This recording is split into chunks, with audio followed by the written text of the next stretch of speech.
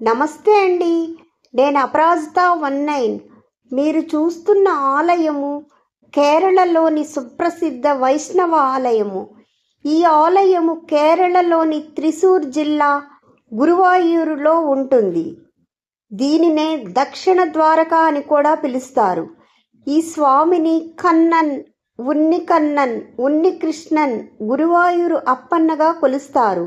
ఈ విగ్రహము 5000 సంవత్సరముల నాటిది. ఎంతో అరుదైన పాతాళ శిలతో తయారు చేశారు. ఇటువంటి శిల ఇంకా ఎక్కడా ఉండదు. ఈ స్వామిని దర్శించితే దీర్ఘవ్యాధులు నయమవుతాయని భక్తులు విశ్వసిస్తారు. ఈ ఆలయాన్ని మొదట విశ్వకర్మ నిర్మించారని, ఆ తరువాత పాండ్యరాజులు పునర్నిర్మించారని చెబుతారు. కేరళ సాంప్రదాయ పద్ధతిలో అత్యద్భుతంగా నిర్మించారు.